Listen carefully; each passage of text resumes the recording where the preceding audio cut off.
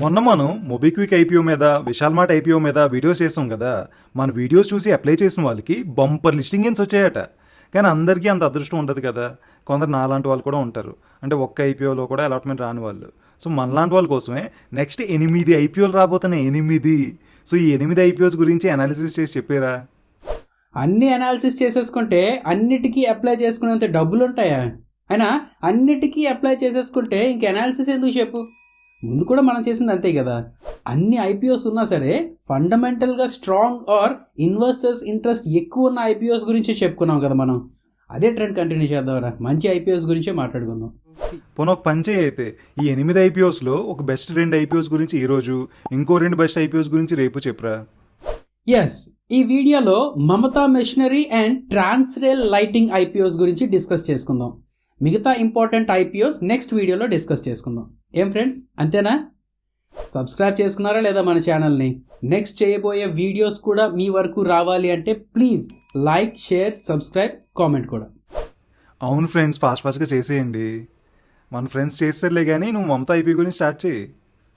అలాగే, ముందు ఒకసారి క్విక్గా ఈ ఐపీఓ తాలూకా డీటెయిల్స్ చూసేస్తే 179.39 crores ఐపీఓ ద్వారా రేస్ చేస్తుంది. అండ్ మొత్తం offer for సేలే.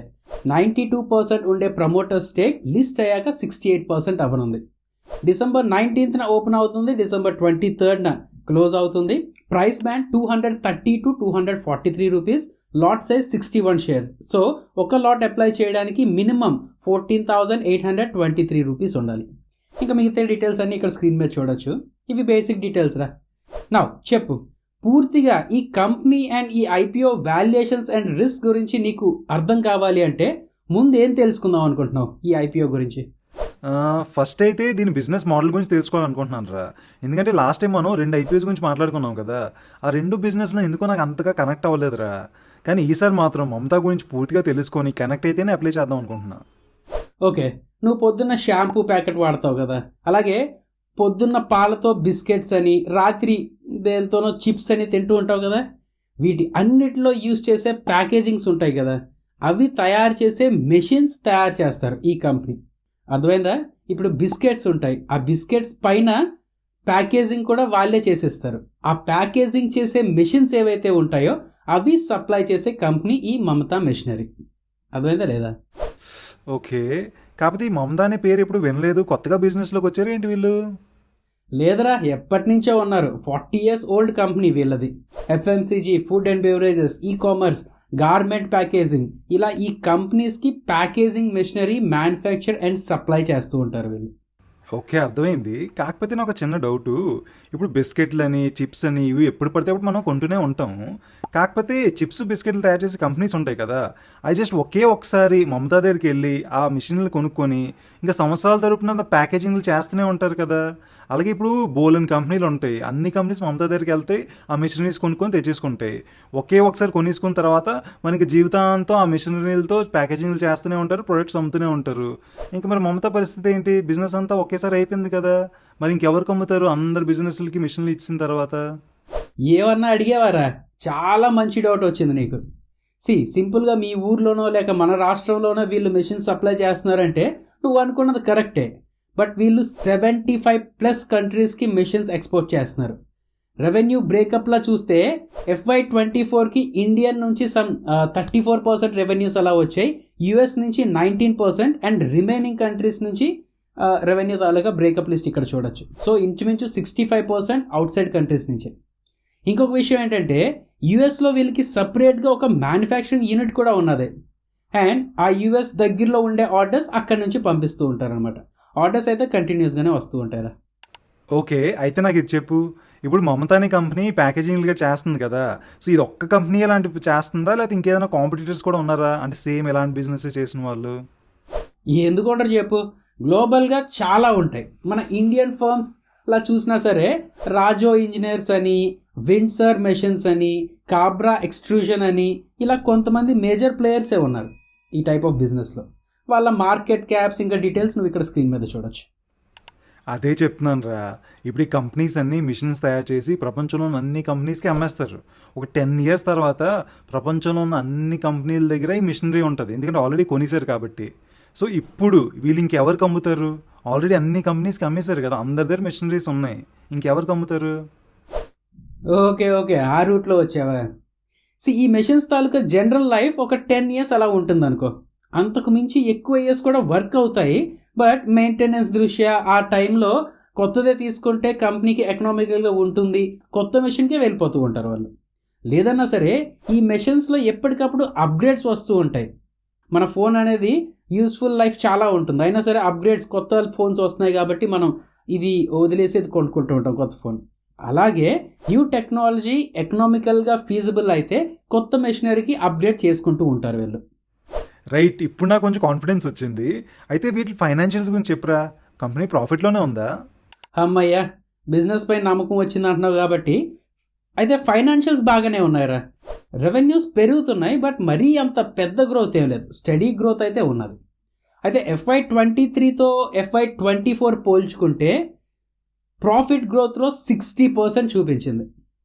Now net profit margin 15% రా. అంటే వీళ్ళు 100 రూపీస్ బిజినెస్ చేస్తే నెట్ ప్రాఫిట్ 15 రూపీస్ అనమాట, మంచిదే. ఇంకా రిటర్నింగ్ రేషియోస్లో చూడాలి అంటే ROE 28%, ROCE 31% అలా మెయింటైన్ చేస్తుంది, మంచి నెంబర్సే. డెట్ టు ఈక్విటీ రేషియో కూడా 0.09 టైమ్స్. Okay, super. అయితే మరి వాల్యుయేషన్స్ పరిస్థితి ఏంటి? అంటే వీళ్ళు ఐపీఓలో తెచ్చిన వాల్యుయేషన్స్ ఉన్నాయి కదా, అది పర్లేదా లేదా మరీ హైగా ఉందా? ఇందాకే ఈ ఇమేజ్ చూపించా కదా, ఈ కాంపిటేటర్స్ మధ్య ఈ ప్రాఫిటబిలిటీ అండ్ వాల్యుయేషన్స్ రేషియోస్ చూస్తే ఎబిటా మార్జిన్లో highest, ROE, ROCE, PAT margin కూడా హైయెస్ట్ అమాంగ్ కాంపిటేటర్స్. మంచి బిజినెస్ స్టైల్ వీళ్ళది. పీఈలా చూసినా సరే ఈ ప్రైస్ బ్యాండ్లో వీళ్ళకి 16.6 టైమ్స్ ప్రైస్ టు ఎర్నింగ్స్తో వస్తున్నారనమాట. Rajoo engineer some 176, Kabra extrusion some 49 అలా వస్తున్నారు. సో ప్రైస్ టు సేల్స్ రేషియోలా చూసినా సరే 2.5 టైమ్స్లో వస్తున్నారు అన్నమాట వీళ్ళు. సో వాల్యుయేషన్స్ వైజ్ రీజనబుల్లే. ఓకే, కాకపోతే నాకు ఇందాక నుంచి ఒకటి కుట్టేస్తుంది. ఇప్పుడు ఈ ప్యాకేజింగ్లు ఇవన్నీ ప్లాస్టిక్తో చేస్తారు కదా, ఆల్రెడీ మన ఇండియాలో ప్లాస్టిక్ బ్యాన్ అంటున్నారు. అలాగే ఫారెన్ కంట్రీస్లో కూడా చాలా దగ్గరలో ప్లాస్టిక్ బ్యాన్ చేద్దామనే ప్లాన్స్ ఉన్నాయి. అంటే వీళ్ళు 75+ కంట్రీస్లో ఉన్నారు అనుకో, అయినా సరే ఇప్పుడు చాలా వరకు కంట్రీస్ ఒకవేళ బ్యాన్ చేస్తే అనుకో, అప్పుడు వీళ్ళు బిజినెస్ అయిపోయినట్టే కదా. బాగా అడిగావరా. ప్లాస్టిక్స్లో బోల్డెడ్ రకాలు ఉంటాయి. సింగిల్ యూస్ ప్లాస్టిక్స్ ప్రమాదకరం, అండ్ వాటిని కంప్లీట్గా బ్యాన్ చేసేవచ్చు అన్నమాట. ఏ టైంలో అయినా సరే గవర్నమెంట్స్ అన్నీ కలిపి, లేదంటే ఒక్కొక్క గవర్నమెంట్ ఒక్కొక్కసారి బ్యాన్ అయితే చేసేవచ్చు. అయితే పేపర్ బేస్డ్ ప్యాకేజింగ్ అని, ప్లాస్టిక్ ఫిల్మ్స్ బదులు బయోడిగ్రేడబుల్ ఫిల్మ్స్ అని, అలాగే రీసైక్లబుల్ సొల్యూషన్స్ అని, ఇలా వీటి వైపు షిఫ్ట్ అవుతుందన్నమాట ఈ packaging industry. And good news ఏంటంటే వీళ్ళు మమతా మెషినరీ ఆ పేపర్ పౌచెస్ అని, కాంపోస్టబుల్ లామినేట్స్ అని, ఈకో ఫ్రెండ్లీ ప్యాకేజింగ్ మెటీరియల్ తయారు చేసే మెషినరీ అని, ఇలా కూడా తయారు చేసే క్యాపబిలిటీ తెచ్చుకున్నారన్నమాట వీళ్ళు. వీళ్ళకి అంత strong research and development wing ఉంది. సో సరే, నీ క్వశ్చన్కి స్ట్రైట్గా ఆన్సర్ చెప్పాలి అంటే ఎస్, ప్లాస్టిక్ బ్యాన్ వీళ్ళకి థ్రెట్టే. షార్ట్ టర్మ్లో ఇబ్బందులు ఉంటాయి, బట్ త్వరగా వీళ్ళు ఈకో ఫ్రెండ్లీ ప్యాకేజింగ్కి షిఫ్ట్ అవ్వగలరు అంటున్నారు అనమాట. అయితే మనం కూడా నమ్మకం ఫుల్గా వీళ్ళ మీద పెట్టుకోకుండా మనం కూడా చూస్తూ ఉండాలి. ఆ ప్రాబ్లం వచ్చినప్పుడు క్లోజ్గా మానిటర్ చేస్తూ ఉండాలన్నమాట. వీళ్ళ బిజినెస్ ఎలా మారుతుంది, రెవెన్యూస్ ప్రాఫిట్స్ ఎలా వస్తున్నాయి ఏంటని చెప్పి. ఇంకేమైతే బిజినెస్ మోడల్ బాగుంది, ఫైనాన్షియల్స్ కూడా బాగున్నాయి, రిస్క్లు ఇవన్నీ లాస్ట్లో మాట్లాడదాంలే. అలాగే ఐపీఓలో అప్లై చేయాలా వద్దా, లిస్టింగ్ గెయిన్స్ ఎంత వస్తాయి, ఇవన్నీ లాస్ట్లోనే మాట్లాడుకుందాం. ప్రెజెంట్ అయితే ట్రాన్స్రైల్ లైటింగ్ ఐపీఓ ఏదో వచ్చింది కదా, దాని గురించి డిస్కస్ చేద్దాం. చేద్దాం. ఫ్రెండ్స్, ఎలా ఉంది ఇప్పటి వరకు ఈ డిస్కషన్? ఈ కంపెనీ గురించి అస్సలు తెలియని వాళ్ళకి బేసిక్ అండర్స్టాండింగ్ వచ్చిందనే అనుకుంటున్నాను అండి. అండ్ అలాగే ముందు కొంత తెలిసిన వాళ్ళకి ఉండే క్వరీస్ కొంతైనా క్లియర్ అయ్యాయని అనుకుంటున్నాను. సో ఇలాంటి మరిన్ని వీడియోస్ చూస్తూ ఉండడానికి ప్లీజ్ మన ఈ రూపాయి ఛానల్ని సబ్స్క్రైబ్ చేసుకొని నోటిఫికేషన్స్ ఆన్లో పెట్టుకోండి. అండ్ అలాగే వీడియోస్ నచ్చుతూ ఉంటే ఒక్క లైక్ చేయండి, మీ ఫ్రెండ్స్తో షేర్ చేసి వాళ్ళని కూడా వీడియోస్ చూడమనండి. అలాగే మీ క్వరీస్ కామెంట్స్లో పెడుతూ ఉండండి, మేము క్లియర్ చేస్తూ ఉంటాం. Right, Transrail Lighting Limited. Basic IPO details చూడాలంటే 839 crores అలా రైజ్ చేస్తున్నారు. ఇందులో ఫ్రెష్ ఇష్యూ 400 crores, అంటే ఇది కంపెనీ యూజ్ చేసుకోవడానికి అన్నమాట. మిగతా 439 crores ఆఫర్ ఫర్ సేల్. వీళ్ళు ఐపీఓ డేట్స్ అనౌన్స్ చేశాక 50 crores ప్లేస్మెంట్స్ ద్వారా రైజ్ చేశారు, అండ్ అది కూడా ఆఫర్ ఫర్ సేలే అనుకుంటానులే. రైట్, ఇది కూడా December 19th నుంచి 23rd వరకు ఓపెన్లో ఉంటుంది. ప్రైస్ బ్యాండ్ 410 నుంచి 432 rupees per share. Lot size 34 shares. So ఒక లాట్ అప్లై చేయడానికి మినిమం 14,688 రూపీస్ ఉండాలి. మిగతా బేసిక్ డీటెయిల్స్ అన్నీ ఇక్కడ చూసేయచ్చు అనమాట.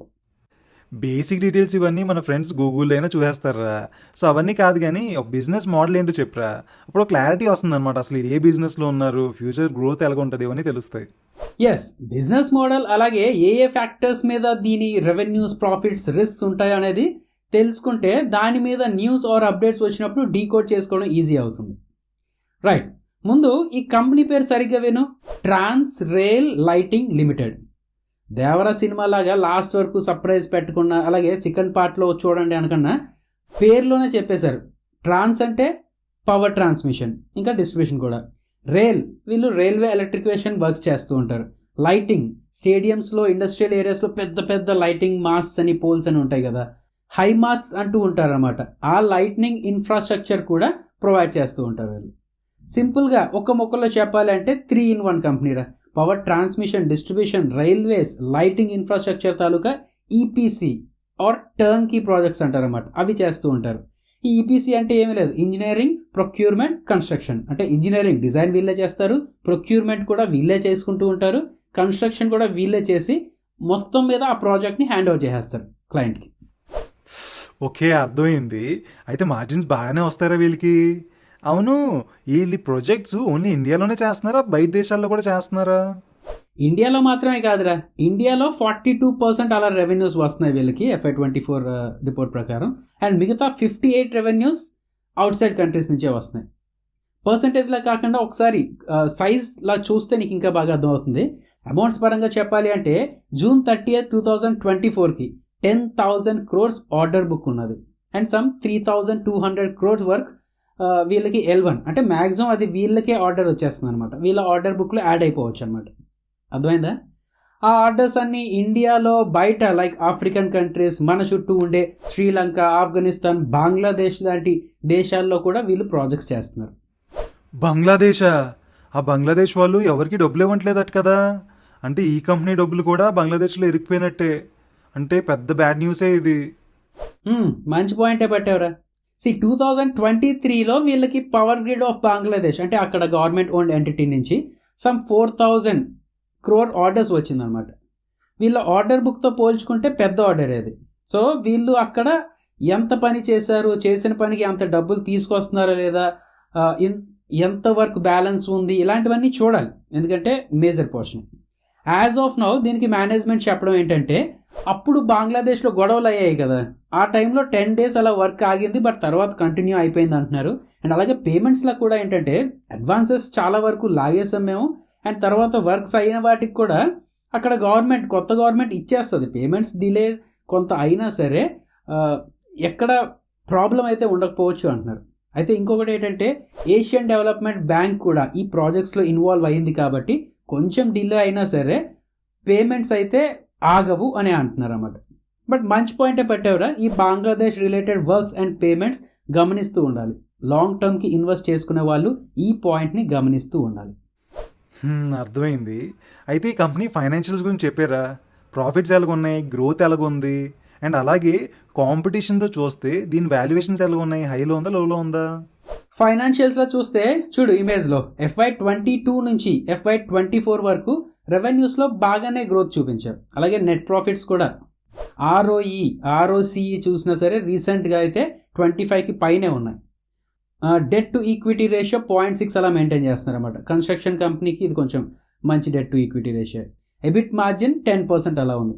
ఇంకా వాల్యుయేషన్స్లో చూస్తే వీళ్ళు లైటింగ్ అని, రైల్వే ఇన్ఫ్రాస్ట్రక్చర్ అని ఇలాంటి వాటిలో ఉన్నా సరే, అండ్ అలాగే గ్యామన్ ఇండియా అనే సివిల్ కాంట్రాక్టింగ్ వర్క్స్ చేసే కంపెనీని ఎక్వైర్ చేసుకొని సివిల్ వర్క్స్ కూడా చేస్తూ ఉన్నా సరే, ట్రాన్స్మిషన్ అండ్ డిస్ట్రిబ్యూషన్ నుంచి major revenues 83% of the revenues అక్కడి నుంచే వస్తున్నాయి. కాబట్టి ఆ ఇండస్ట్రీలోనే కాంపిటేటర్స్తో ఒకసారి కంపేర్ చేద్దాం.